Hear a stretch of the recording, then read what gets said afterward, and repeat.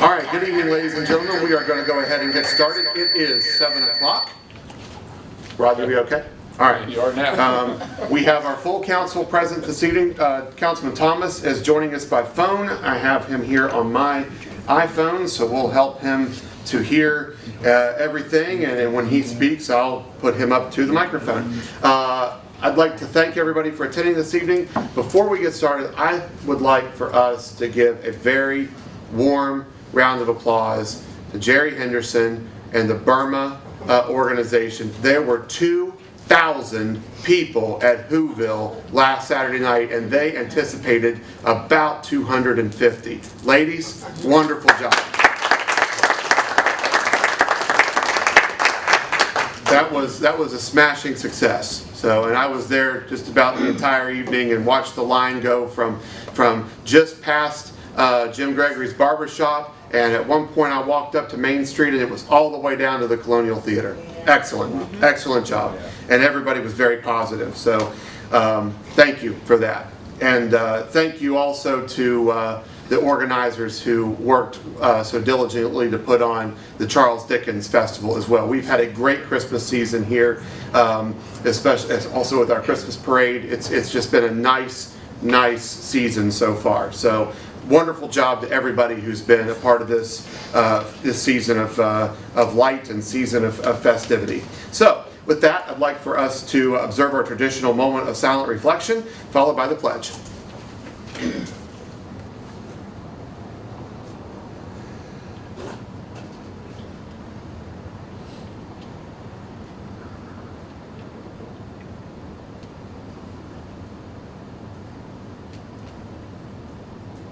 Thank you very much.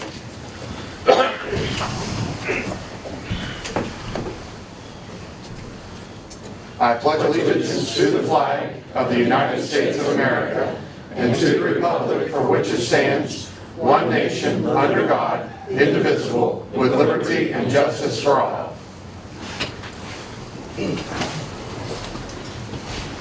All right. I don't believe... Let's see.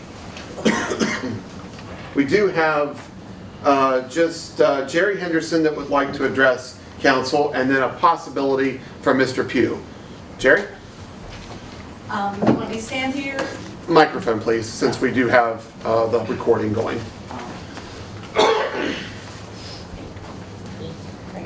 First of all, thank you for that wonderful showing of appreciation. But I come tonight to thank City Council.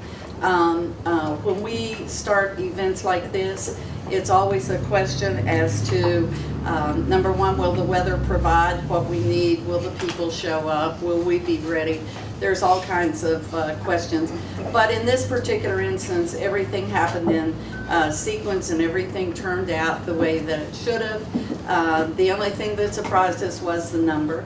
That gave us a little bit of a fear went up our spine because whenever you have children that are expecting candy and treats, we were well prepared at all the little stations. But when you got 1,300 more, no, 1,700 more than you planned for, we started running trucks and cars out to Walmart real fast, bringing stuff in and running in the back so they wouldn't see us, and grabbing paper bags to supplement the handmade stockings. I got so desperate at one time we had a sports themed tree, and we had all the sports equipment, and also on it we had bags of popcorn, peanuts, and Cracker Jacks. Well, that lasted until we run out, and then I took everything off the sports tree, and I ran inside and I'm throwing it in the bags. And so I apologize to those kids who got a 1-pound bag of peanuts instead of a small treat. But we had lots of fun. We will tell you that from what we heard from the public, this is the kind of thing that they're hoping to see more of in the city of Buckhannon. We need to have more events for families. We need to have more events for children. We have no long-term facilities for the children to engage in on a regular basis. So they're constantly looking for things. A lot of them with Stockard, it's a wonderful facility, has lots of programming. Not everybody can go on a regular basis to those things. So sometimes they look for just something special they can go and take all the family to and have a wonderful evening. So we wanted to bring that message to you. We also wanted to thank you for the $700 donation. As you can see, it came in very, very handy. We were able to provide for more than we thought that we could. We've been asked if we're going to do it again. That will depend upon the needs of the city and whether or not the city would like to have some type of participation from Burma and from the BACSA. We would be available to help in any way that we can. We did have lots of support from the community. We had 119 decorated trees. The community decorated 9, and of those 9, nobody wants them back. They want them used for another activity. So I believe strongly that the city of Buckhannon is a wonderful community. I think that we're in need of activity. I want you to know that there's lots of volunteers. We had over 50 individuals involved in different phases of the event, and I'm sure every one of those is committed to helping anytime you need the help from us. So thank you, everybody. Have a Merry Christmas, Happy New Year, and good government in 2023. Thanks, Jerry. Thank you, Jerry. Ron? Nothing, just volunteer for later. Thank you. We have 2 folks. Did you sign in to speak or to just, okay, neither one? Okay, thank you. All right. Seeing that we have no other recognized guests that wish to address the council, we'll go toward our department and board reports, and we will begin with our Public Works Director, Jerry Arnold. Good evening, sir. Good evening. Hey, Jerry. Hello, Randy. I'm working on our CDL entry-level driver training curriculum. We'll be conducting our first class about mid-January. Street department, street crews continue to work on the Gateway West project, and the project is about 40% completed. Contractors and the street crew will be reinstalling the sidewalks on South Florida Street over the next couple of months. The contractors installed the conduit in the public safety complex lot for the lighting. We will be installing the base stone for the parking area and the electrical services over the next month on the Madison Street project. Sewer, continue to work on the Shawnee Storm Sewer, and this project is about 90% completed. I have nothing new in water to report. Waste, we are still taking applications for driver mechanic positions. Under engineering, Tennerton Booster Station, both contracts are out to bid. Both pre-construction meetings are scheduled for December 21st at 9, and the bid openings for both contracts will be January 11th at 1. FEMA Generator Hazard Mitigation Grant 2, the Brook Street Lift Station generator's faulty mechanical fuel gauge has been ordered and will be replaced when it arrives at Cummins, a warranty issue. After the Brook Street Lift Station repairs have been made, all generator-related items short of the punch list will have been completed overall, and the project is about 90%. Gateway West Phase 2, again, the construction activities have continued on the south side, Old Western Road, Taco Bell to Amelia Drive. The site meeting was held December 12th with the West Virginia DOH regarding the new storm sewer collection system along Amelia Drive.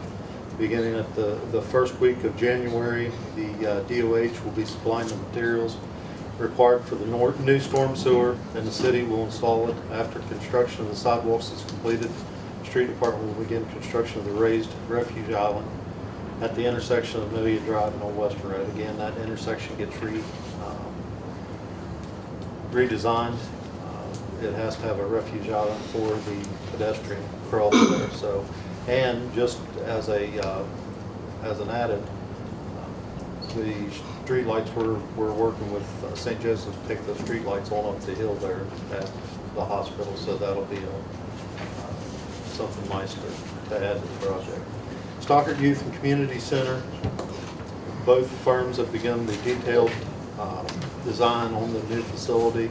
Jay submitted the preliminary application to USDA for their review and approval regarding possible grant and could be applicable to the facility. The Poundstone Walk Trail extension, continued to work on the design of that and had a scope of work meeting on December 1st. And the Scott Street infrastructure that the sewer department's working on, it's nearly completed as I had reported. And we're waiting on the 2 drop inlets to be installed, and then we could start work on the redesign of that intersection at Scott and Shawnee Drive. And that's all I have unless there are questions. Well, the Arts Center, do you have an update on it, or the progress since you were last asked about? Well, I will say the contractor's got 2 of the external walls completed, which was, the one was the major concern was the one on the, would have been the east side. And that one's been completed in the back. If I was to put a number to it, we're probably about 90%, 95%, 90 to 95% completed. So again, there's a lot of small things left, but most of the major construction has been completed, and it's moving along very nicely. I was there for the last VCT performance, the entry area where the concession stand will be looks fantastic with the new tile, the carpeting playing well. So yeah, it's looking good. We got our crew in there wrapping up the handrails, and as soon as that's done, then they can complete the carpeting on the stairs and in the upstairs theater area. So yes, it's moving along quite nicely. We're gonna get together very quickly. I'll just wrap up. We're gonna get together tomorrow, work on some of the recognition plaques and some of the things that, you know, will need to go into the lobby too. So good. Any council members have any other questions or thoughts for Jerry? Can you remind us on the south side of Gateway West, how far does the sidewalk go on the St. Joe's side? It goes just past Amelia Drive? It goes to Raleigh Heights. It goes to Raleigh Heights. Raleigh Heights cut off there, where it ended before. Yes. That was my recollection. Yes, sir. Ron? Jerry, is there any work or being considered where the triangle is? You know, years ago, we allowed them to park cars someplace else so that we could see coming back up Kanawha Street to get out on, or to up of whatever that street is right there. Locust Street, yeah. And it's become very, very difficult to see when you come back out onto Kanawha Hill now, again, like it was before. You can't see anything coming up from Main Street. Any possibility of making that one way from there down to Main Street on the Kanawha Street? You mean making Kanawha Street? Well, or Locust Street, or whatever that street is. Well, it's Kanawha coming into Locust. Kanawha comes into- That's where Kanawha Locust split runs. Locust comes through the stoplight by the courthouse. Okay. And it intersects Kanawha there, and then it becomes Kanawha on up through. Then when you're coming down at the triangle, you turn right and that's still Kanawha. Yes. Okay, is there any possibility of getting that to be one way into Main Street down through there? Would it affect any business? No, that hasn't been discussed. No. Well, it's, the traffic coming out is a real holy terror anymore, just like it was 5-8 years ago. Thanks. Well, Thanks. Thank you. Yes, sir. All right. Merry Christmas. Up next is our finance director, Amby Jenkins. And Amby, while you're up, I'd like for the council to also discuss F3 and F4, if that's okay, while you're there to help guide us through that as well. Oh, okay. Could do F8 unless you want to do that one too. Oh yeah, we can do that too. I didn't go down that far. So we'll go with your report and then we'll go with the line items that are relative to. All right. Just for a quick follow-up to what you talked about the theater, I will be coming back in January with a budget revision for various things, but one of them is the theater. We have talked to the contractor that we have in there now, and he has a pretty good number of what it's going to take to finish up his work. So just a heads up on that one too. I'm going to give your balances for the enterprise funds for November 30th. Waste collection, $1,235,000. The CD of $58,000 and a letter of credit of $64,000 remains. Water board, money market and checking, $779,000. Working capital and savings of $874,000. Sanitary board, money market and checking, $882,000. Working capital, $459,000. And then the stormwater fund is at $233,000. The sanitary board approved purchase of a bar rack at the sewer plant. They reviewed the quotes and they finally fell upon one that's going to be $132,000. I wanted to let you know too, we just received word from PEIA, West Virginia Public Employees Insurance, the employees' health insurance. There is going to be an increase next year starting in July. We just got that information of 9.7%. What is that? 9.7%. So we'll be working with the veterans on that. I think it's going to mean, with what we're paying right now, probably $50,000 in total for all the departments. Okay, with that being said, can jump into these other things you wanted me to talk about. Well, for the council's benefit, the building commission met last evening. You'll recall last council meeting we appointed the building commission to start the process for the financing portion of the new Stockard Youth and Community Center building. So that board was sworn in and met last night here with myself, Mr. Sanders, Amby Jenkins, and Tom Amon and Tom O'Neill.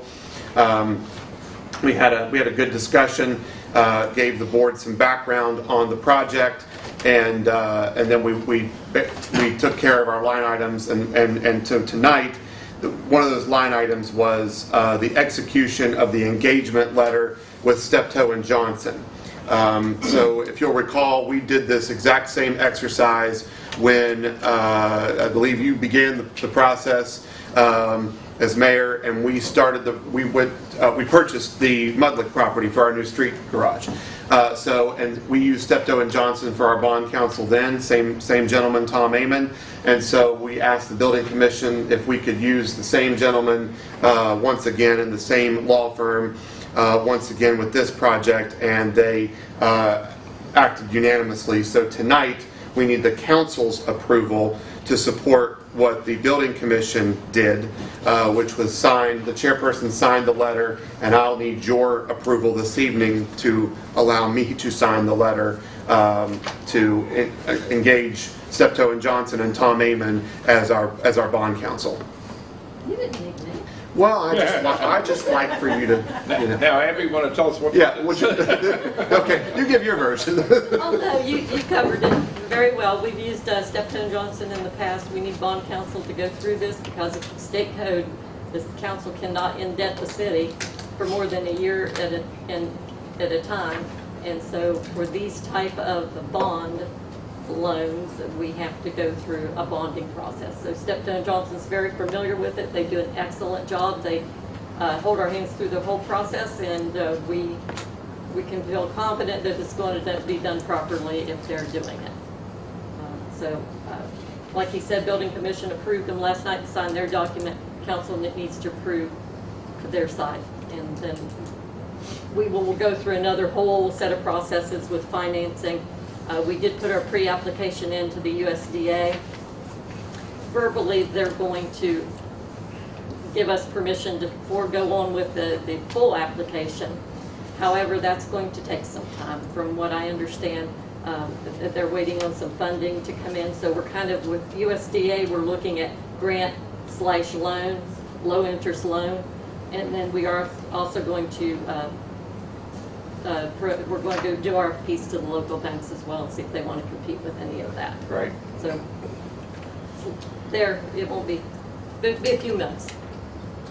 Right, and as I'm sure you've been following, as it happens every so often up in Washington D.C., that budgets and funding is hanging in the balance right now until the federal government passes the next wave of keeping the government open and alive for more than a few weeks at a time.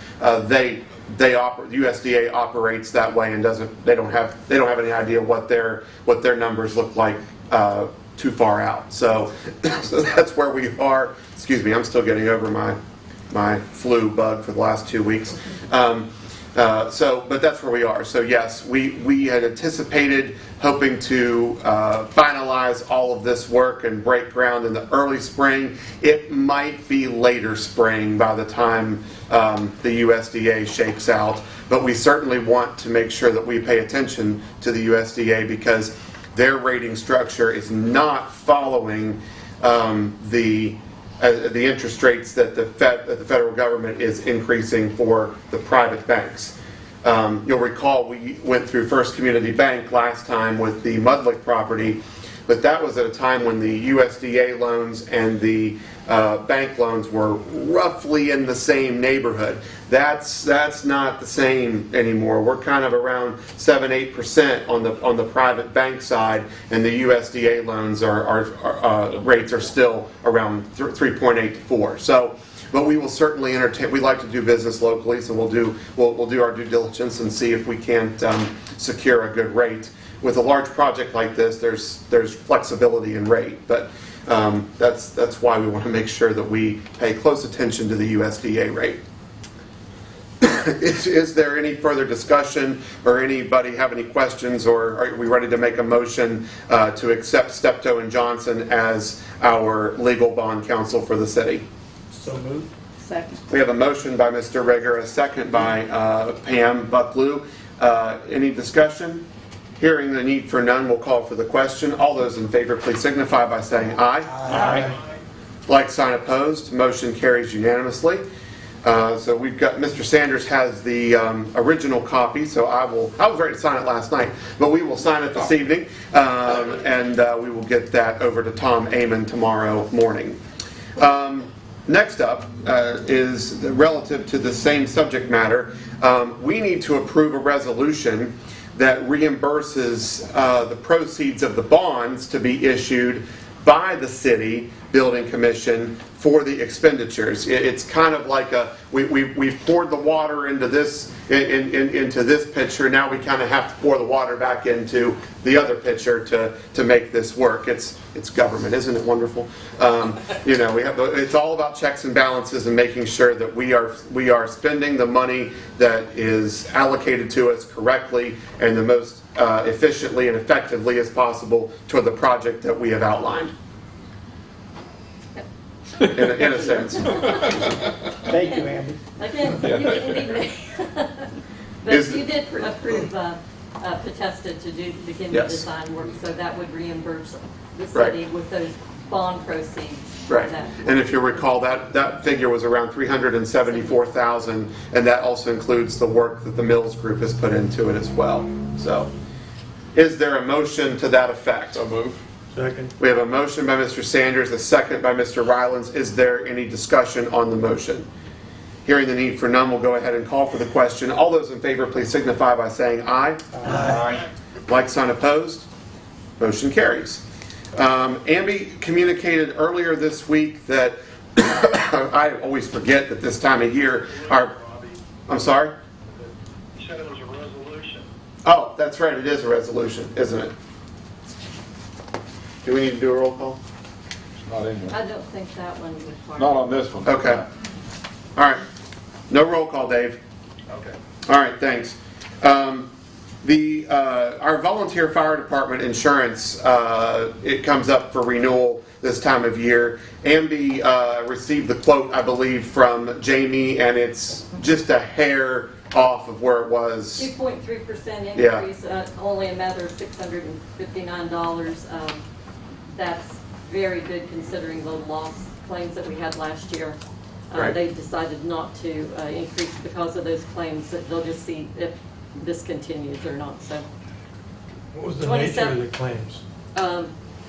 Vehicle? Mostly it was vehicle damages.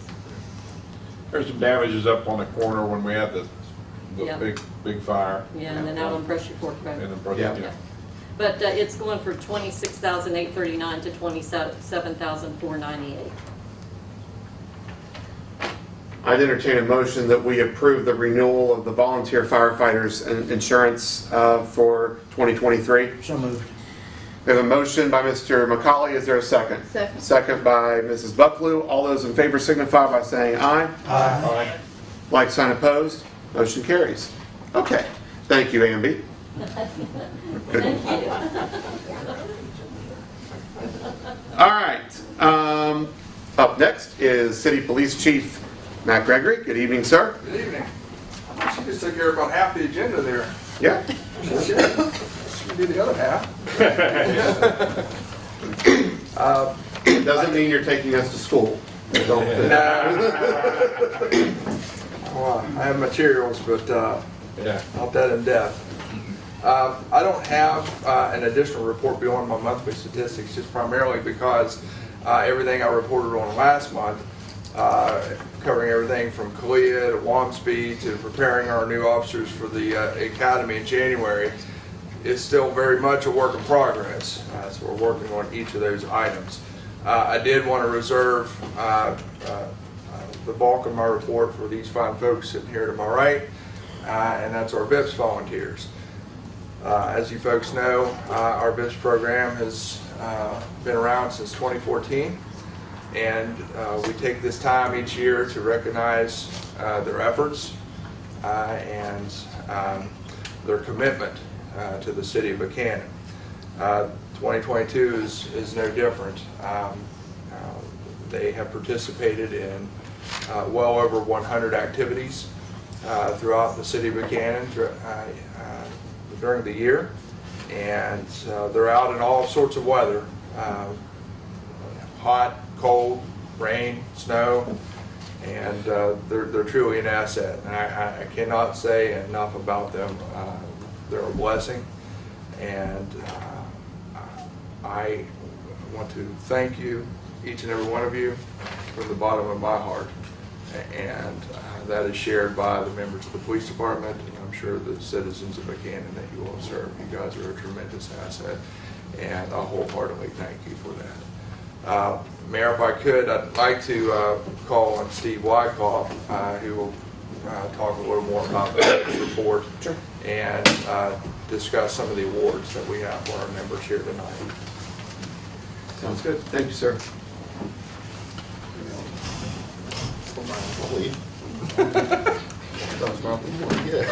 Good evening, Steve. Hey, good evening. How's everyone doing this evening? We're doing well. How are you? Well, I want to thank everyone on City Council for your continued support with the VIPS program. I feel it's been a boon to the community. However, obviously, I'm slightly biased in that regards.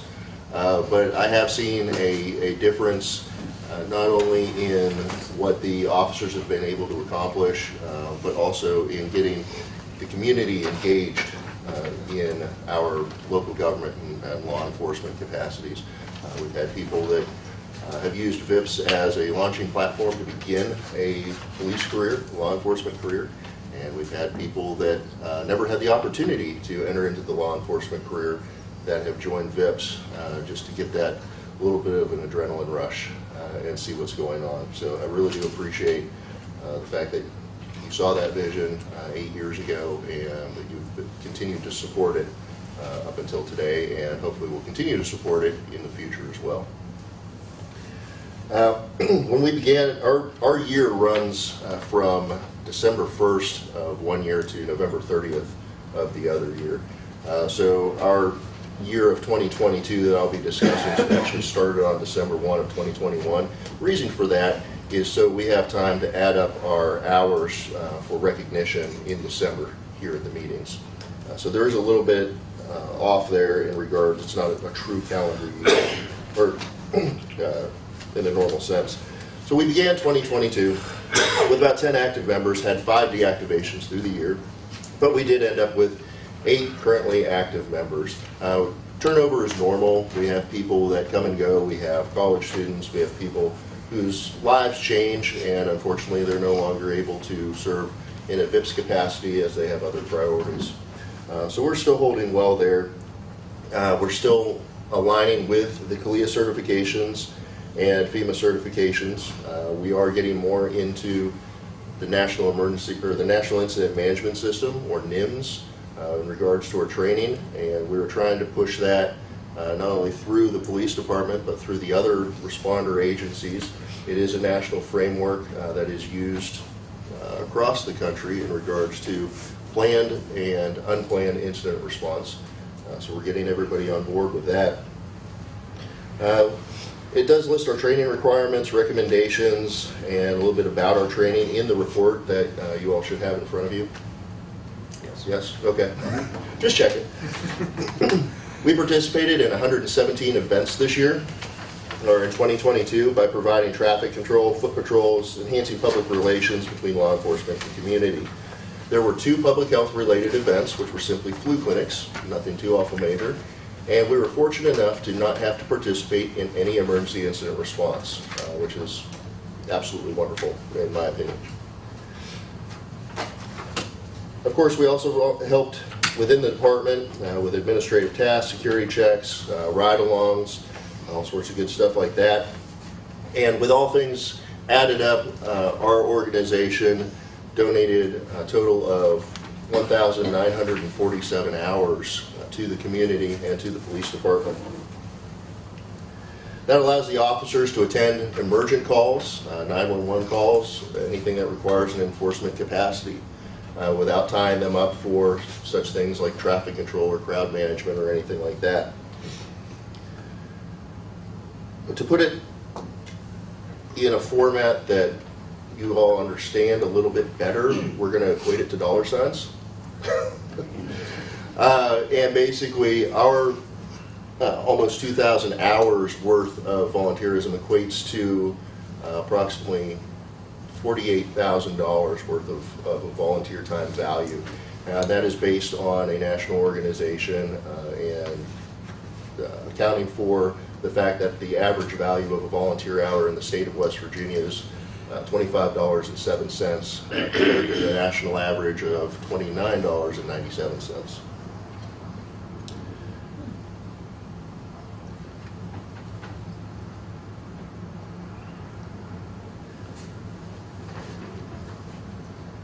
Individually, our VIPS members do not perform VIPS functions for recognition.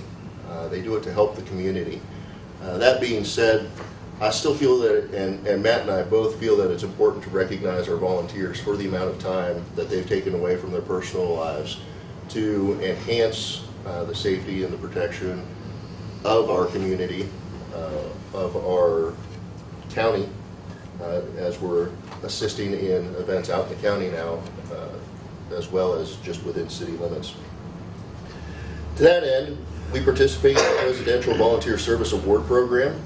This is a national program, and it is, I just lost my entire train of thought. I hate it when that happens. It is the Presidential Volunteer Service Award Program. It is described in the report as well.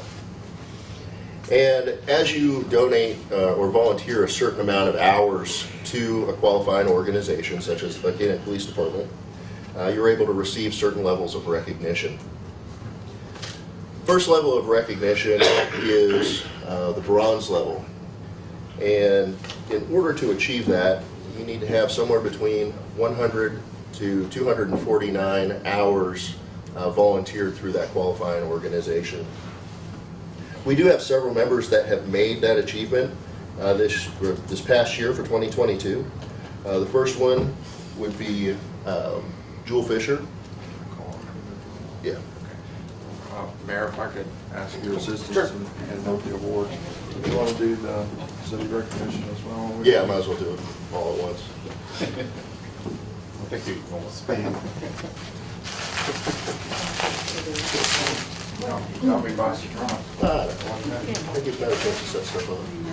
The awards consist of either a bronze, silver, or gold challenge coin, and a certificate that's signed by the president.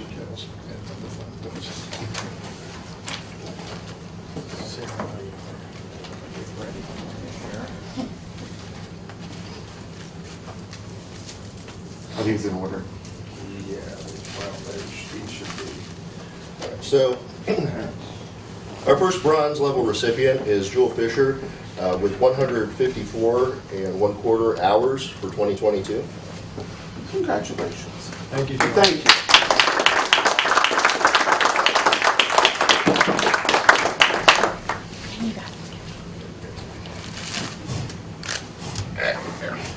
Our second bronze recipient. Hang on, Drew. Nope. Oh. We weren't necessarily prepared.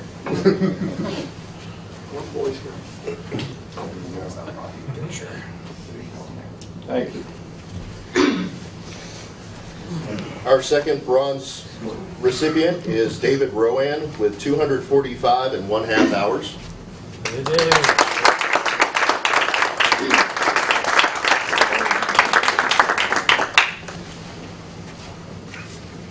There you Getting you from both sides. go. There's your pen. All right, David, we got to smile pretty for the camera here.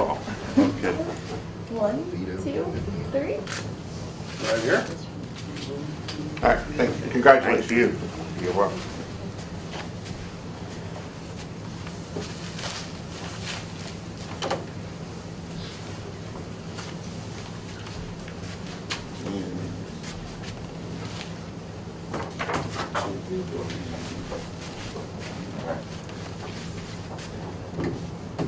Next will be Vito Siski, bronze level with 215.75 hours.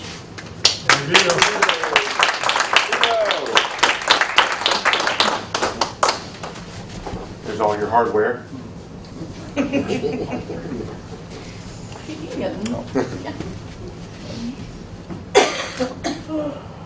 Right here?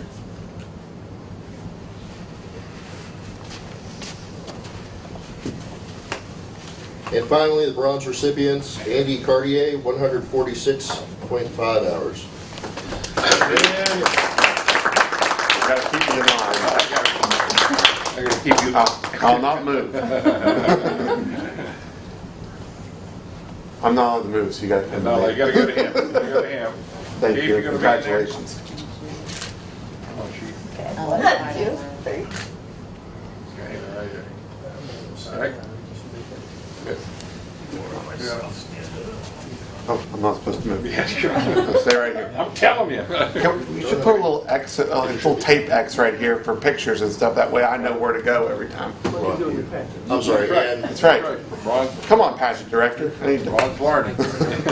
Ron Pugh also is the final bronze recipient. Hey, With 198 hours. Appreciate it. This will definitely break the camera. Oh, it definitely will. Yeah. 1, 2, 3. Down here. All right. It didn't click. It's because it's broken. See what you did, Ron? We have 2 silver level recipients this year. The silver level recipients have volunteered 250 to 500 volunteer service hours. There's also a gold level, which unfortunately was not achieved this year. But I am sure, given the events going on next year, we will have several people achieving gold level. Silver recipients are Evelyn Siski with 300 1/2 hours.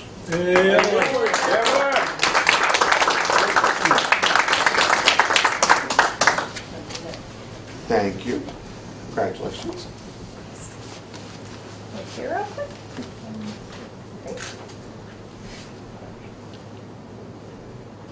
Okay. And I always feel bad calling myself up.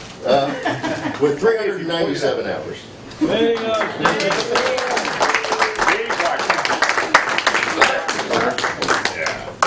There's your hardware. Thank you, thank you. All right.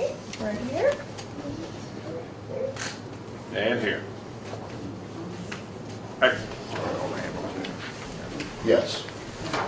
Oh, one more. And Oh, one more? one more. We have had a VIPS member that has gone well above and beyond the training requirements and things that are required just to be a volunteer for VIPS. Your average training requirements on just the volunteer position are somewhere around 61 to 62 hours worth of training. A lot of that is done in-house at no cost to anyone, really. And then there is a significant amount of online training through NIMS, Responder Safety, Police One, as well as others that people have the opportunity to take. In the 8 years that I've been doing this, I have not had anybody almost complete the entire recommended training list within the short time period that they've been here. And this individual is very close to completing the recommended training, which has got to encompass probably close to like 300 and some odd hours. So we haven't done this particular award before, but I would like to call up Randall Tenney. He's just a few months into being a VIPS member, but we've created a Rookie of the Year award for you. Wow.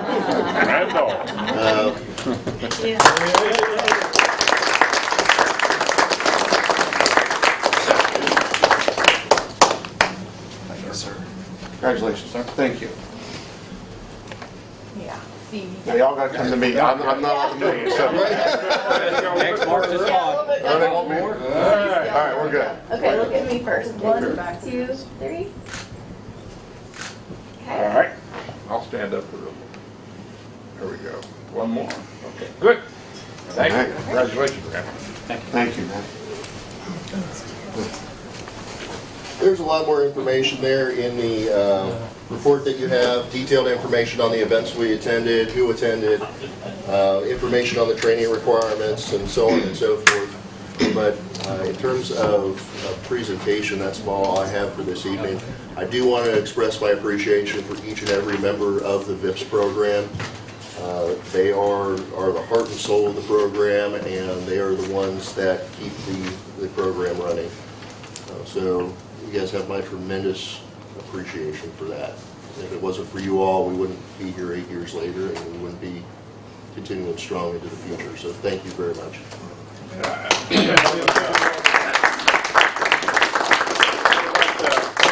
He did get a certificate, but Mr. Wyckoff, I'm sure Chief Gregory would agree, is a tremendous leader with the VIP. So thank you, Steve. Thank you for your hard work. We appreciate all your efforts. They're well thought. Thank you. Yeah. Does anyone have any questions on the report or anything like that?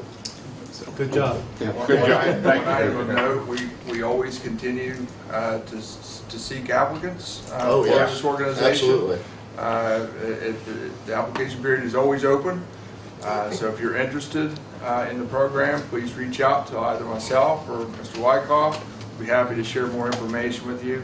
I am happy to report that we are planning a VIPS Academy for a couple of our new members need the initial training, as well as we're going to open up to the community as well as we move into the early part of 2023. We're looking at a start date sometime in mid to late February.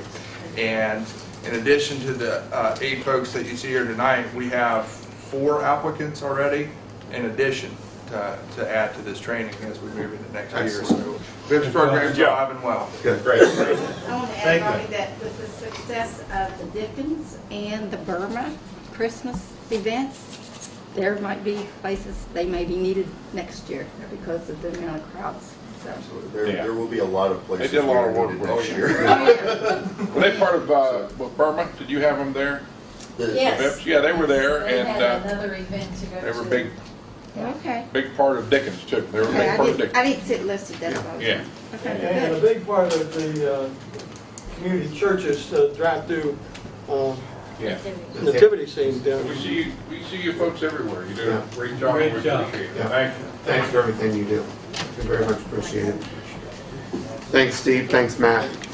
Merry Christmas to all of you. Merry Christmas. All right, Mr. O'Neill has signaled to me that he will defer down to strategic issues for discussion and or vote, as well as we do need to have a brief executive session relative to personnel matters at the conclusion of this meeting tonight. So please stick around for that. So correspondence and information. We've got Encova's letter, or Encova Insurance's safety and loss control letter. I know.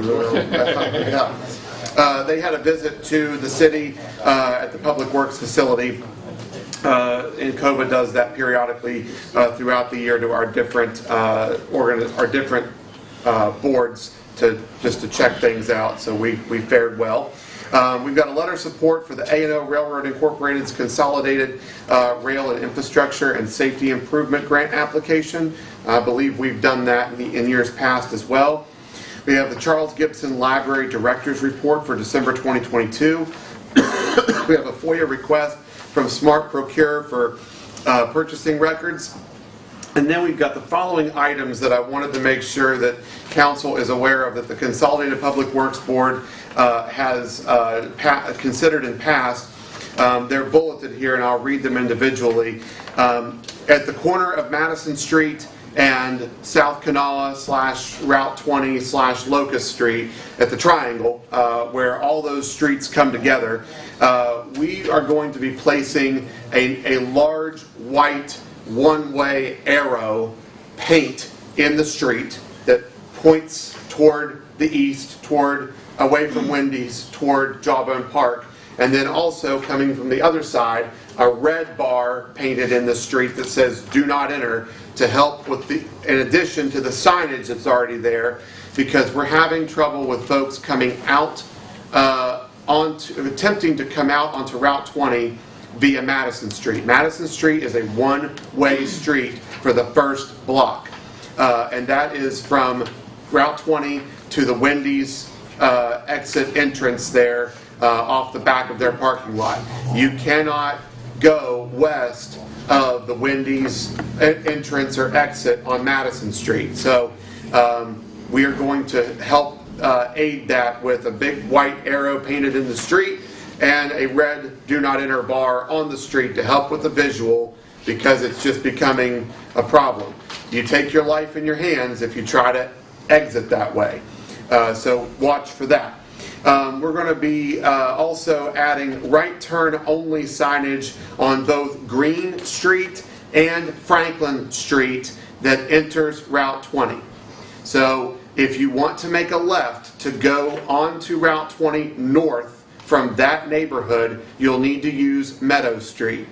Meadow Street has a much better visual of both ways than both Green and Franklin, and it's less of a traffic nightmare to get out because Speedway is right there. So if you're coming out of Green Street, you'll be able to make a right-hand turn only onto Route 20 South.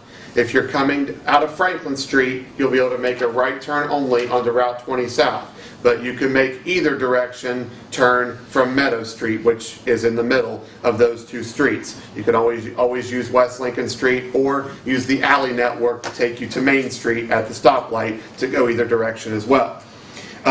Then we've got a change at the corner of Chestnut Street and West Victoria Street. That is the very steep intersection. If you're close by McDonald's, behind the smokehouse there off of Route 20, Chestnut Street comes up like this, and then you've got Victoria Street that goes like that. Right now, the stop sign is at Chestnut Street, and it allows traffic to go up and down on West Victoria. The proposal is to change to 2 yield signs on West Victoria Street and remove the stop sign altogether on Chestnut Street. That way, trucks and vehicles coming up the hill from Chestnut do not have to stop. They don't have to regain momentum. It's terrible in the winter, I'm not even talking about when there's snow and ice on the road, cinders. It is hard to get that momentum to turn and keep on going up the hill toward West Victoria over to Academy Street. So those will be 2 yield signs, one coming eastbound on West Victoria Street toward Route 20, and one going westbound up into the hills behind the city park.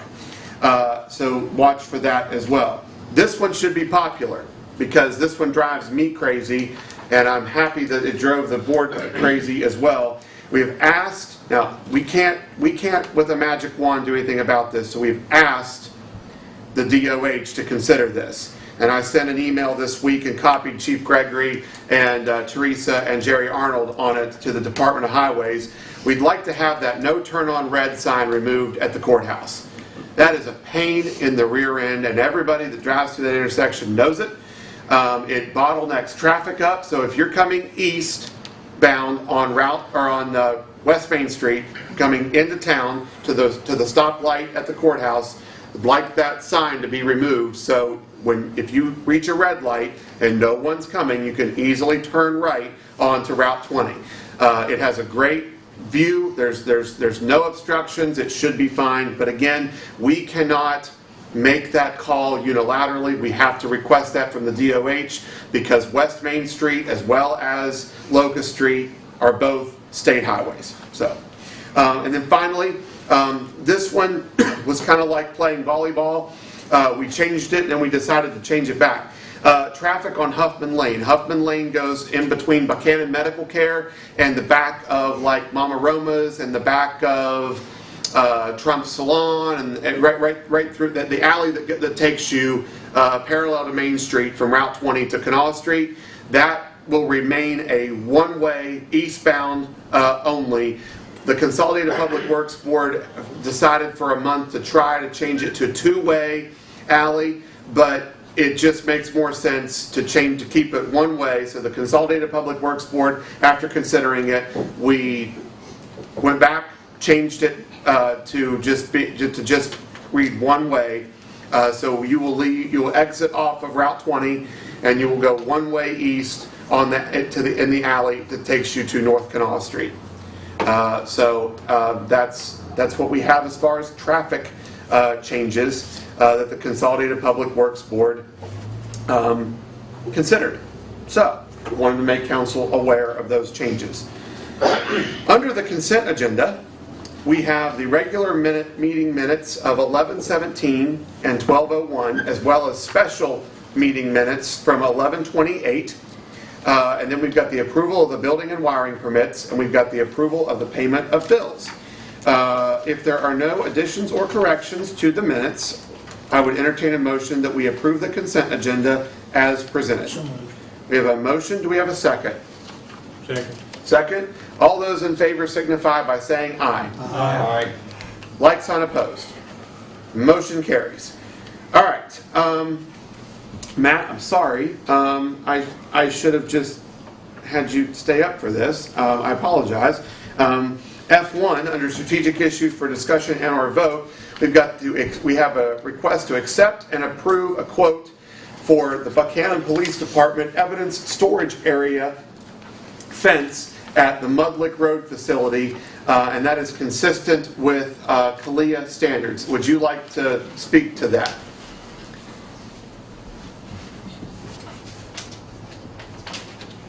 The evidence and property control function is very rigidly defined by a wide variety of CALEA standards. In fact, an entire chapter within the CALEA standards manual is dedicated strictly to evidence and property control. Within those respective standards is the item that we have before us tonight, and that is the large evidence storage area. To satisfy this standard initially, the police department identified the area on Factory Street beside the old city garage to serve as the large evidence storage area, which in turn satisfied the CALEA standards through our first assessment. This standard calls for, among other things, for the large, not only to identify a large evidence storage area, but that it follows the same principles and standards of all evidence to include the evidence facilities within the police department. So in other words, we have very distinct processes for intake and removal of evidence from these areas, as well as security of these areas.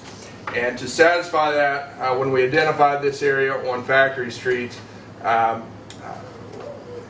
police department acquired 2 different items to fulfill the security requirements for the standards. One was the Connex container, where large pieces of evidence are housed. The other is the fence area around the container. We do have a camera at that location, which served as additional security as well. With the recent change in the status of the property at that location, we do need to move that facility to another city-owned location. And in so doing, I've met with Jerry Arnold to examine some areas on the Mudlick Road, and through these meetings we were able to identify a suitable location to house the large evidence storage area. In order to comply with the CALEA standards of security and the processes that encompass that, we have to ensure that the same level of security that we had on Factory Street transfers over to the Mudlick location. In so doing, and through our meetings with Jerry, we were able to seek a couple of different quotes for fencing in the identified area on Mudlick. The fencing will include barbed wire, and we anticipate moving our camera out because the area that we've identified on Mudlick has dedicated power at that location. We were able to receive 2 separate quotes for, they were both, the project is under the required amount for bidding in the state of West Virginia, so we sought quotes. The lowest quote for the total project for the fencing, barbed wire, and the installation of the gate and the materials itself at this location was $15,150, and it was submitted by the Dan Neal Fence Company.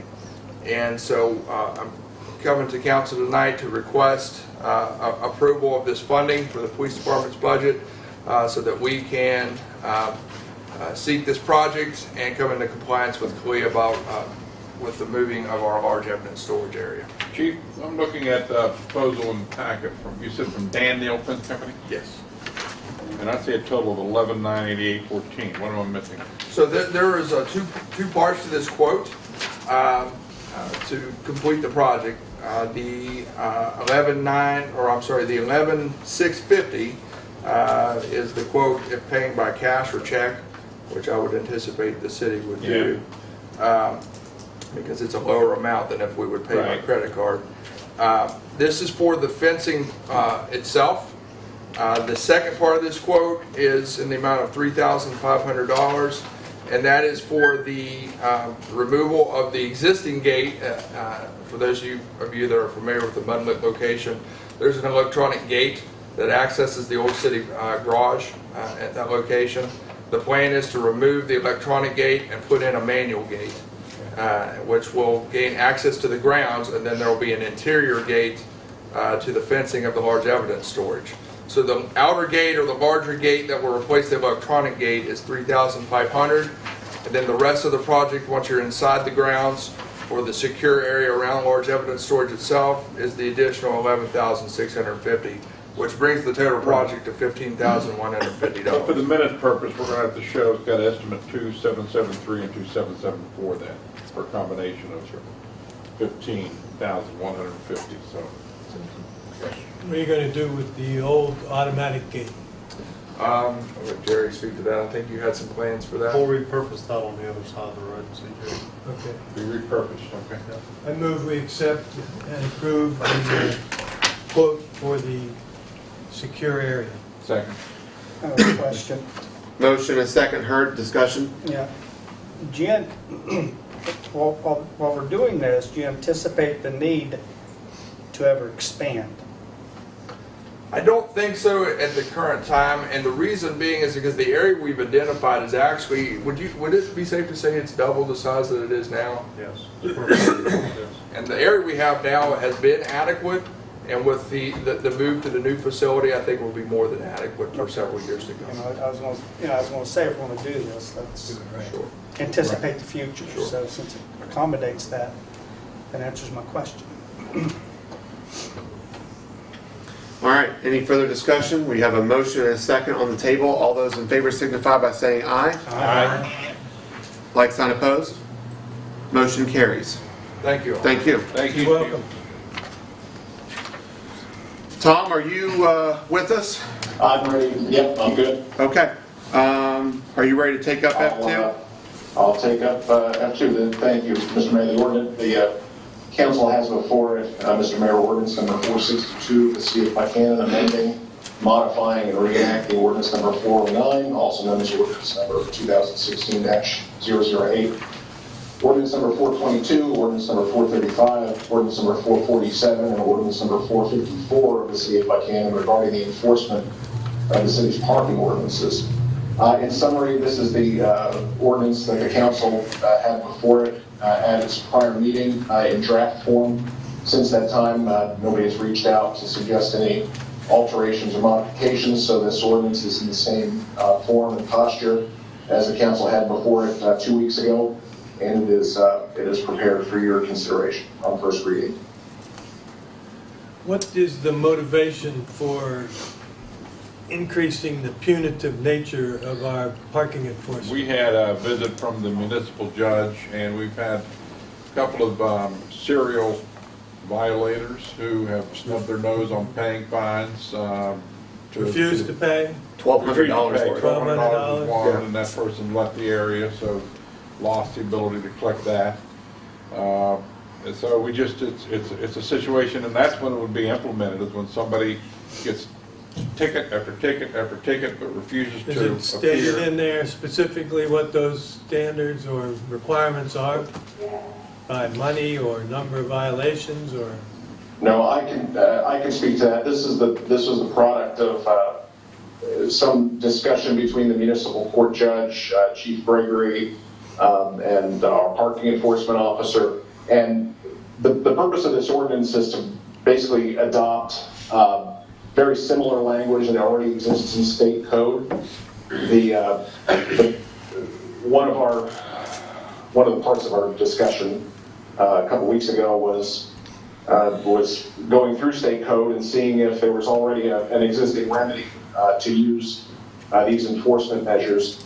And we felt like there was a little bit of a gap there, that there wasn't quite, the state code was not quite clear enough for us to rely on that. So the purpose of the ordinance is to maintain some flexibility for enforcement. And if the council wants Chief Gregory or itself to draft some policies regarding the use of these measures, that'd be fine. But I think the philosophy in the drafting was to keep it as straightforward as possible and to give this tool to use in the case of flagrant and habitual violators who effectively thumb their nose at the municipal court. Well, I just think it's important that we're specific with what those limits are or what triggers it. I don't think it, it shouldn't, one level for one person and another for another. It seems to be arbitrary, but. Well, I think the place for that would be in a policy to be adopted by the council and to not necessarily write that into an ordinance. That's my counsel. And I will also point out that we only enforce parking 8 or 9 to 4, 9 to 3, Monday through Fridays. Because Matt, your officers don't enforce parking regulations, do they? At this time? Downtown? Downtown? Not regularly, no. Beyond, especially if we get a complaint. Sorry. Not regularly downtown, but if we get a complaint on the outlying streets, certainly that's investigated and enforced. Because there's times when, you know, some individuals park their vehicles late Friday afternoon and move it Sunday night, you know, on Main Street, which goes against our kind of intention of what we're trying to keep the cars moving so customers can come in and park closer to the business they want to visit. So this addresses another section of someone grossly violating and thumbing their nose at us, but it doesn't address a more comprehensive enforcement of what we developed in the parking plan. But Well, that would just be, that wouldn't need an ordinance for that. It would just be council saying we want to explore implementing that. or even if you just did it once a quarter or something, where you came out and you know, at least you'd catch up and maybe modify the behavior of some of those people. But see, I do believe that when we first started talking about this ordinance, and correct me if I'm wrong, we were going to leave the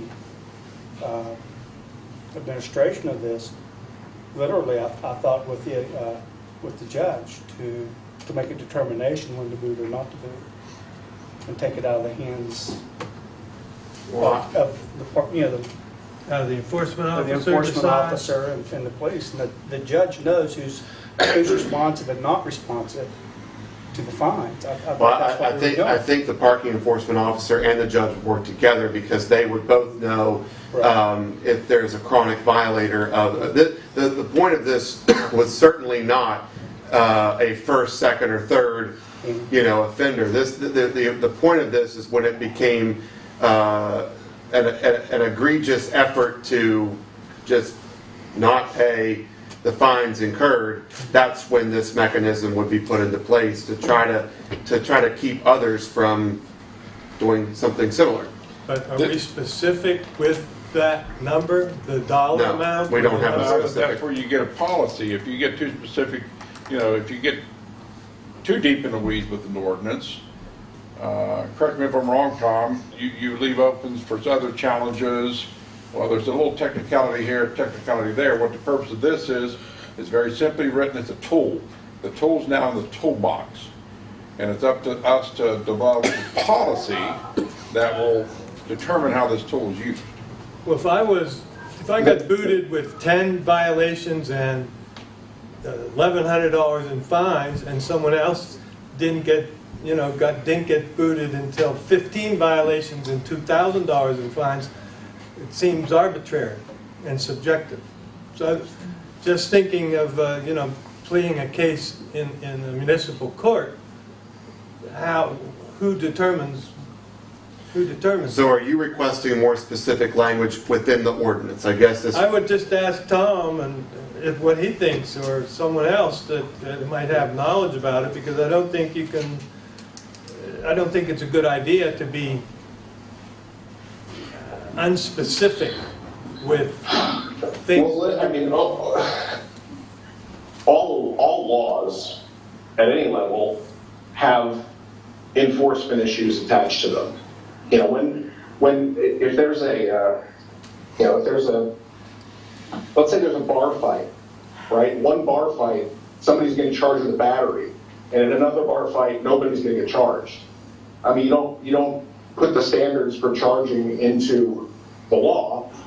You give the tools to the enforcement agencies, and you rely on their judgment, professionalism, and the constitutional rules surrounding due process and so on to govern the use of those powers. I would equate this to that. I don't think it's necessarily advisable to create this enforcement mechanism and then write in that it can only be used in XYZ circumstances. Yeah. Knockout. Huh? Yeah. I would recommend. Let's try it out. I mean, I would recommend we use this tool, take it, then we can develop policies, as CJ has said, to try to be as equitable as possible in the implementation. Is the parking enforcement officer going to apply the boot, or is that going to require someone else's assistance? No. No. You want to address? I'm sorry, was that a question for me? No, I think Matt's going to address I can it. help clarify too, just from what Okay. I gleaned from the meeting that we had with the municipal judge. I know the original conversation focused on the application of the boot, just in and of itself. And the question then was, what's the end game? What are we trying to achieve? Obviously, the goal of this is to get a repeat offender to pay their fines. Mm-hmm. And if booting is the only option, if it's Exhausted everything else. it could very well be a car that's booted on Main Street that remains booted on Main Street for who knows how long. Again, the goal is to get them to pay their fine. Part of the solution was that the boot was not the end result, but the boot was a means to an end. Meaning that in extreme circumstances, it can be used, and what I mean by that is that typically when you see repeat offenders and an enforcement mechanism put into place to get them to pay their fines, the vehicle is towed. A boot is applied on the car until it's towed. So it's only a temporary, it's not the end solution, if you will. It's not put there and remains there until the fine's paid. It's put there until the vehicle's towed away and impounded and held until the fine's paid. That's the end result. So if you booted a car within 8 hours, it would probably be towed? Yes. In fact, in many cases, it may not even need to be booted. If we locate a car through the daylight, for instance, an officer can go and sit on the car and call a tow truck and have it towed without even applying the boot.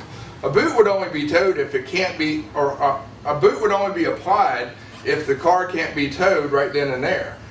I.e., it's wedged in a parking place, a tow truck can't get to it, it's maybe a tow truck's unavailable because they're on something else for another hour, 2 hours, what have you. But a boot is a temporary fix. That's what wasn't written out entirely. It was left as an option for those types of circumstances, but the end result was, and this is what was built into the ordinance, was tow the vehicle and hold it until the fine was paid. Well, what Mr. Rollins specifically asked was who will apply the boot? Yes. Who? That would be the police department. Right. That was our understanding Right. also Right. in Right. conversations That's what with right. Amby and the city judge, Mm-hmm. and assisting the parking enforcement officer. Should those circumstances arise, we could be called upon to assist in the application of that, and we would do that. All right, thank you. Yes. I'm comfortable with the ordinance as written, and if it doesn't, I'll make a motion to approve. So Second. this is first reading, can remember that. So we have a motion and a second to adopt on first reading. Is there any further discussion? Hearing the need for none, we'll call for the question. All those in favor signify by saying aye. Aye. Like sign opposed. Motion carries. Thanks, Matt. Thank you. Jared, I'm sorry. I did. Looking at you, I just realized you raised your hand. I just wanted to make sure I was clear in my understanding. This doesn't change any of the laws that are already on Main Street. We've already posted it. It's got 2 hours. Can you go to the microphone, Yes. please? I'm sorry. So Tom O'Neill I can hear. forget your name. I don't think so. I can hear. All right, good. My understanding is that this does not do anything to what's currently posted on Main Street. Nope. So we as business people will continue. If there's a violator who sits on Main Street for 4 hours, 6 hours, does not move, we call, the parking official goes out, parking official tickets.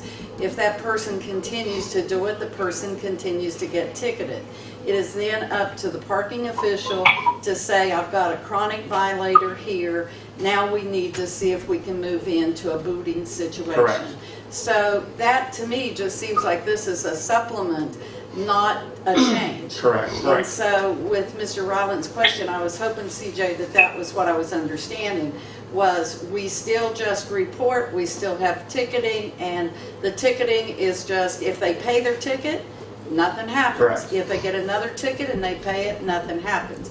This is for the person who chronically doesn't and does not pay tickets. Correct, Yeah, correct. And I was looking for a definition. Right. And does not respond to summonses to appear Right. before the the magistrate or the municipal judge. But Definition. I just want to reiterate that those points are Right. correct. All the substantive rules are unchanged. All right, we got that. So- Rollins has a statement. So I was looking for a behavioral definition of chronic. I understand. That's what I was trying to Yeah. say, so it's not arbitrary. Right. Ron? Microphone, please. That one, I don't That think one, please. Over there. I'm thinking along the line of CJ here as what is the definition of chronic? Who determines that? Is it determined right now at this time? No, what we said was, Is the judge going to determine it herself? Or the parking enforcement. Or the parking enforcement officer? There should be something in writing. There was just discussion about Right. the council developing a policy to go along with this ordinance. It didn't, per Mr. O'Neill's counsel, it didn't make sense to put, as Mr. Sanders also put, to put it in the weeds of creating the boot timeline, or when the boot is applied in the ordinance. That policy will be drafted along with the ordinance for the judge and the parking enforcement officer to carry out. As of right now, then, there is no way to enforce this ordinance that we're going to be working on.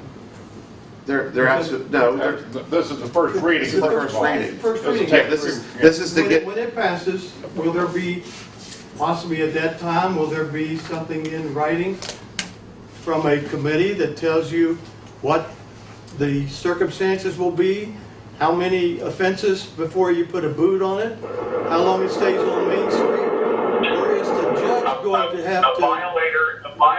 violator will receive, at a minimum, a summons to appear before the municipal judge. And based on all of the discussions that have been had on the subject, it is really only those who refuse or fail to respond to the lawfully issued summons that will be in jeopardy of having this tool used against them. And I don't think a person is entitled to there is a lot of process in our parking enforcement ordinances. Letters and citations and warnings and free passes and summonses, and this ordinance does not provide for, and I would not advise the council to adopt a standard that would require yet another notice to a habitual, regular violator before the existing ordinances are actually enforced. I understand that part, Tom. But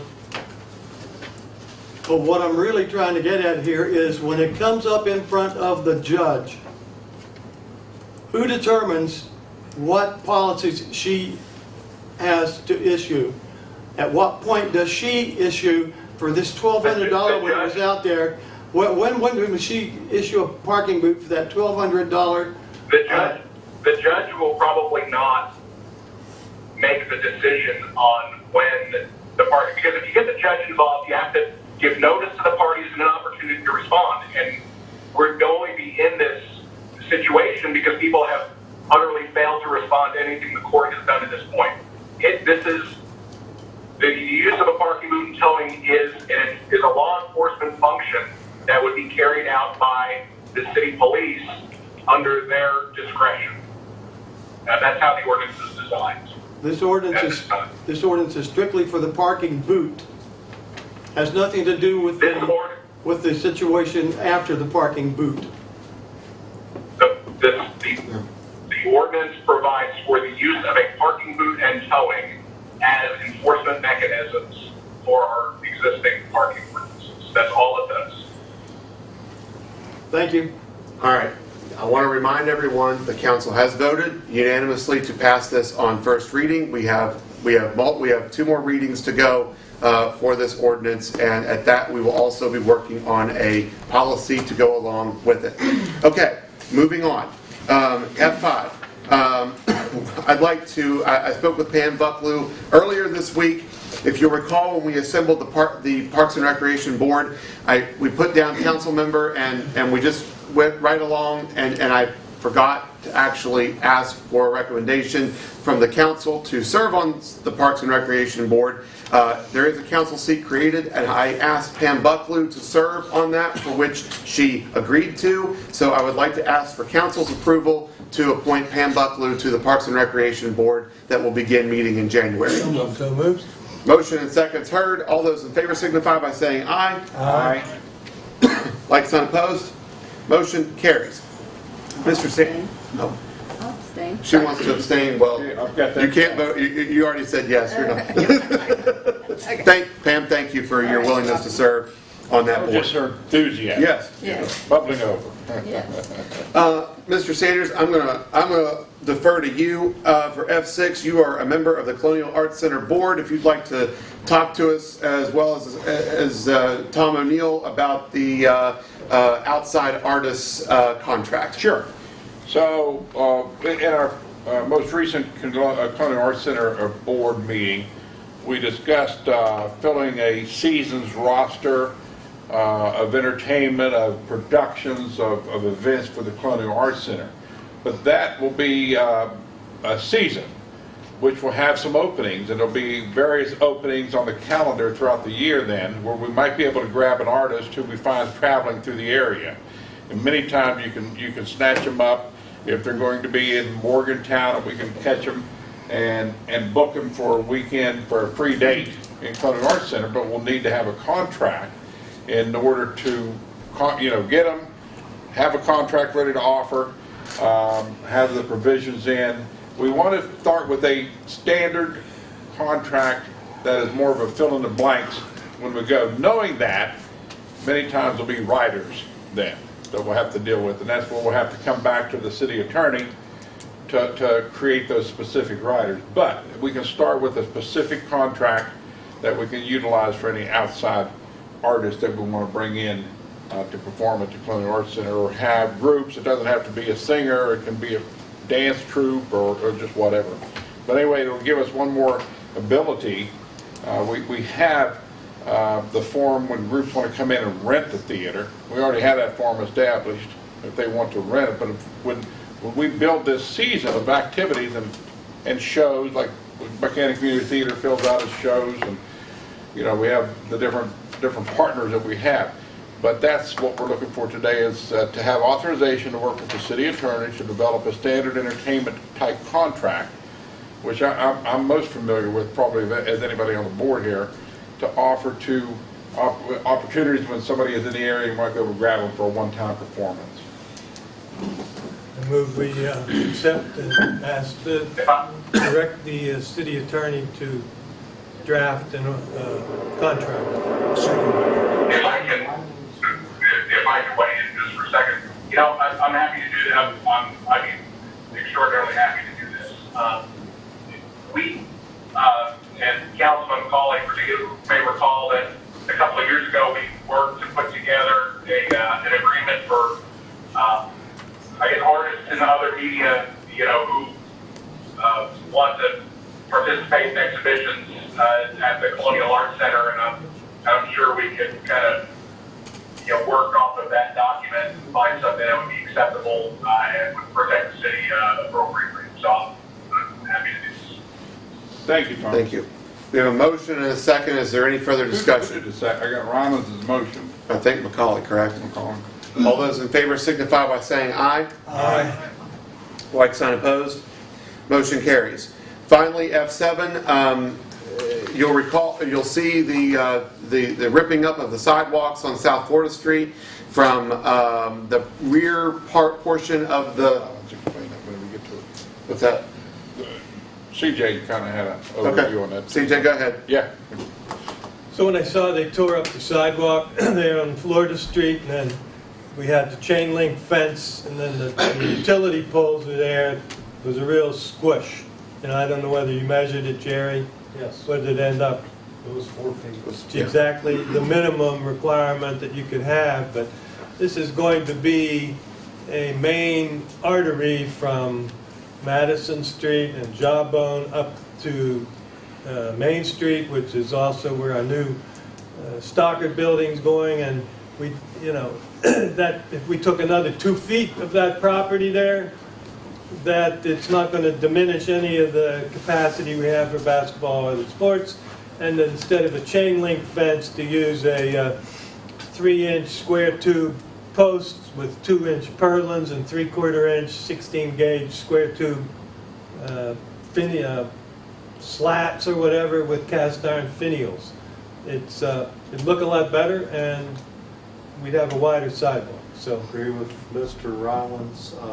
The only thing that with the fence itself, the design of the fence, the same design, but looking at prefab panels and aluminum, and actually got a couple different fence companies that's looking at that for me. Actually a fence company, and looking locally at Lowe's commercial grade fencing.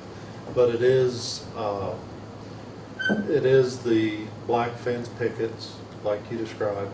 It does have the finials on top, but it also has a guardrail over the finials because there was concern about the basketball court, the higher elevation there, and those open finials on top of possibly someone getting stuck in them or getting hurt on them.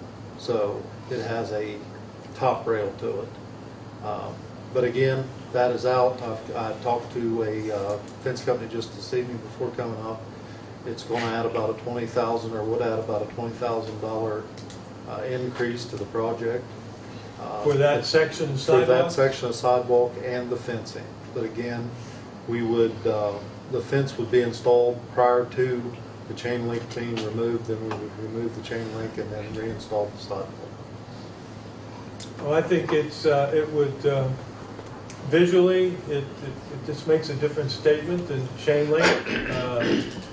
There are things you can do to mitigate the visual appearance of chain link, painting it or putting the vinyl strips in there, but I thought it was needed. And that fence will need, even doing nothing, that fence is going to need some attention anyway because it's getting weak. The one that's there already? Yes, Yeah. yes, sir. So, yeah, I think it's a good move, so I'll make a motion to approve. What height's the fence? 6 feet. 6 feet. Yes, sir. There's a motion, is there a second? Second.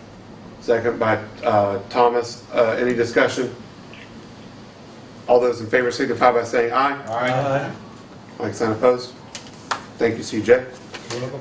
All right, we are down to council comments and announcements. We'll start with Pam Bucklew.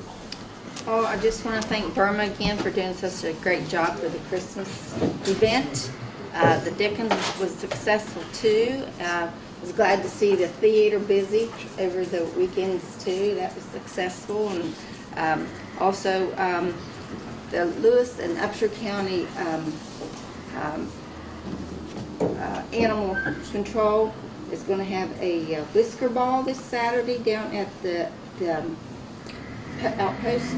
It's a fundraiser, and they're trying to get money together to possibly at some point in time get an animal hospital here in Buckhannon, which I think is needed because every time somebody needs an animal to go to a hospital, they have to go to Fairmont. So hopefully this is successful. Thanks, Pam. David? I'd like to welcome Mr. Islands and Mr. Rigger back to meetings. Yeah. That's a good sign of improved health, and we hope that continues. And I've waffled over the last few days about whether I wanted to mention this or not. It's more of a public service announcement. There's a couple of names when you actually read the obituaries. It's just one of those tug at the heartstrings kind of a thing. Just a few days ago, the second of two little brothers succumbed to the most violent end to their precious young lives imaginable. But Joseph Tyler Warner was 2.5 years old, and Hunter Hayes Warner had just turned a year old. When we think about folks out there like Alyssa Mills and Robin Keogh and the folks that advocate for putting our authorities on notice when a dog is out and it's 5 below zero or no water, that kind of thing. Why can't we do that for our children? I remember years ago when Mickey Simmons had the old Foodland down where our public safety complex is, there was a fella back in the meat area, cold cuts area, and he was just walloping these two precious 2-3-year-old kids. And I probably surprised whoever the police chief was didn't come down and get me then, because I separated the guy from these two children and asked the manager to call the police. There's all kinds of telltale signs. Neighbors see things. People see bruises on little kids. They're not always just falling down. The hotline is 1-800-352-6513. It operates 24 hours a day. It's anonymous. If you see a child, particularly a little kid, being abused like this, you never know. It could make the difference between life or death. You just never know. And Merry Christmas to everybody, and hopefully we have a great 2023. Thanks, Dave. Jack? Well, I want to commend Jerry on her efforts with Whoville. It was Whoville, wasn't it, the Grinch? Were you the Grinch? I was not the Grinch, I was very happy in it. No, but you were kind of Grinchy at the end. Actually, we had two Grinches. One was a happy Grinch before, a mean Grinch before his heart got bigger, and a happy Grinch later. There we go. Well, thank you. That's tremendous for the community, and congratulations to our VIPs. What a needed service, and really grateful that you give and volunteer your time. That's a tremendous asset and benefit to the community. So that's all I have, Mr. Mayor. Thanks, Jack. Dave Thomas? Just want to wish everybody a happy and Merry Christmas, and thank you for all the volunteers for this community over the last year and the years before that, and thank Jerry Henderson and Bert for what they did, and everybody else, and Steve Wyckoff. And I endorse what Mr. McCauley said. We have to be aware of what's going on in our community. For everybody, thank you. Take care. Thanks, Dave. CJ? Well, it's nice to be back among the living, I guess. This type A flu is no joke, and I found out the hard way. But I'm encouraged. Lots of things. The moose is no longer there, but when one thing goes, another thing comes, and there could be a 3 or 4 story building there, which people making investments. I was also introduced to some folks that were looking to put a boutique hotel downtown, and were shown certain properties that they had interest in, and they wanted to be downtown, not out on the highway. I'd like to also once again thank the VIPs. And you do a job that is needed and valued, and I want to make sure you all know that how much you appreciate it. So, Merry Christmas, and let's keep things moving forward, and just get out of the way of success. Thank you, CJ. Mr. Sanders? Well, I'll echo what the others have all said. Great job with Burma and the Grinch Meets Santa and Whoville. Great job with the Dickens Christmas Festival and Fair. Again, the VIPs were there to help. The police department did a great job. Our first responders have always done a great job, but also I produce the Miss West Virginia USA pageant annually now here in Buckhannon. The VIPs are a big part of that production over at the West Virginia Wesley College. They help with our event at the Opera House during that weekend, so kudos to them. A lot of great things happening in Buckhannon. We got a big 2023 coming with new re-energized West Virginia Strawberry Festival in May, and the Almost Heaven Barbecue Bash in June, and of course Wamsby in July. I'm going to be heading to Chicago Sunday. I'll spend 3.5 days in Chicago at the Midwest Music Conference, meeting with the producer who produced last year's competition in Bangkok, Thailand. I'll be meeting with the producer who produced the Wamsby event in Palm Springs. I'll be meeting with several other Wamsby officials, doing a lot of networking and taking a lot of notes to continue our march to Wamsby 2023 in July. So things are looking good for this coming year. Thank you, sir. In case you missed it around town the last weekend and last week, we had yet another movie shot in Buckhannon. So we have 2 movies that are going to be premiered about our community sometime next year. It was very neat to see folks getting involved in that from right here in Buckhannon. It was fun to have Dean Kane here at City Hall last Friday. He sat right here. He was the mayor in the Christmas movie Hank's Wish that they shot. So that's going to be very interesting to watch. Very nice folks. They really enjoyed our community. They enjoyed everybody that was here. They loved the backdrop, and they saw what we've always seen is that Buckhannon is a great backdrop for a wholesome themed movie about our community. So I echo what everyone else has said. We're moving in the right direction. We've got a great 2023 planned, and I certainly more than anything wish good health for all of our council members as we move into 2023. So Merry Christmas, everybody. Thank you again for everybody that's participated and put together some wonderful events this Christmas season, and I hope everybody has a chance to get together with family and spend time and really enjoy the essence of the season. So with that, at 8:35, I entertain a motion that we adjourn. Happy holidays. We have an executive session too, so. Yep. No, there won't be.